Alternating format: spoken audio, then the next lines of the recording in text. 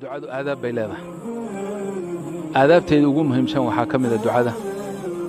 ilaahay wuxuu jecel yahay addoonkiisa inuu tadarruc muujiyo oo baryo muujiyo oo baahi muujiyo oo sida bani aadamku markay isbaryayaan bani aadan hadduu ku baryo isagoo mustaqni ahoo kaa deeqsano war waxna sii ku yahaa waxba siin maysid. laakiin hadduu isu kaa bimbihiyo isu kaa masaakiiniyo walaalo waa ku baryayaa oo kada gacanta kuu fororsado waad ka naxaysaa waxbaad siinaysa. walilaahi almathalu laclaa. ilaahay wuxuu jecel yahay istikaana yani masaakinnimo iyo in ilaahay aad hoos dhigto oo ilaahay barido tadarrucan u barido. markuu ilaahay leeyahay walaqad akhadnaahum bilcadaabi fama istakaanuu lirabbihim wamaa yatadarracuun.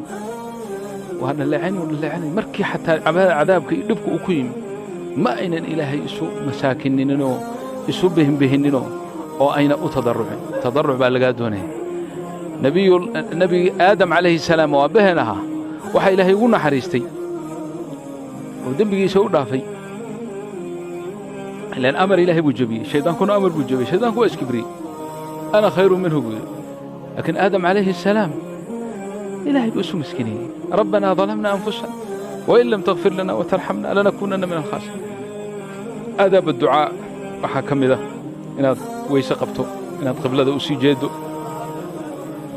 inaad qalbi soo jeeda oo khaashica aad ilaahay ku barido, inaad oydo, inaad gacmaha kor u qaaddo. ducada inaad gacmaha kor u qaaddo min alaadaabi bay ka mid tahay muhimma ah. weliba ilaahay aad gacmaha kor ugu qaaddo ood ilaahay barido. ilaahay waa xayiyi kariim. waa xadiid a'immadeennu ay ku tilmaameen inuu darajat alxasan yahay min darajaati asixa. ilaahay waa xayiy xishood badan oo kariim ah. addoonkiisu hadduu gacmaha kor ugu qaado wuxuu ka xishoon inuu soo celiyo isagoon waxba ugu ridin. marka inaad gacmaha kor u qaaddo ilaahay baad barido oo aad illin ku darto doohin ku darto. adaab adducaa waxaa ka mid ah inaad ilaahay u caba sheegato. markuu ilaahayna barayo ducada nebi zakariya calayhi asalaam oo kale. nebi zakariya muxuu ducadiisa ahayd? rabbi innii wahana alcadmu minii washtacala alra'su shayba walam akun biducaa'ika rabbi shaqiya وإني خفت الموالي من ورائي وكانت امرأتي عاقرة فهب لي من لدنك وليا يرثني ويرث من آل يعقوب واجعله ربي رضيا. إلهي باكوك كل قنية دعادي نبيدي وأقبل سيدة أحد سيدة أدنى سيدة سوكالو سميش ومعي إلهي بأوبح شيئا وهنا العظم مني لفيه بقى جلعي. وإلهي زكريا ميون أقين لفيه سيون جلعي وحو إلهي وشيئا ولا لفيه بقى جلعي. إلهي ميسون أقين لكن uu cabanaya wuxuu leeyahay ilaahu la fiiba jira oo ilaahu duqbaan oo madaxayga cadaan oo macdalika dib ka weyn baa haysto islaantaydu waa caqiim ma dhalayso wax ma dhasho intaasoo dhiba iyadoo ay haysato haddana waxaan ku weydiistay habli min ladunka waliya. ilaahay ma ka ajiibay mise kama ajiibay? ilaahay waa ka ajiibay.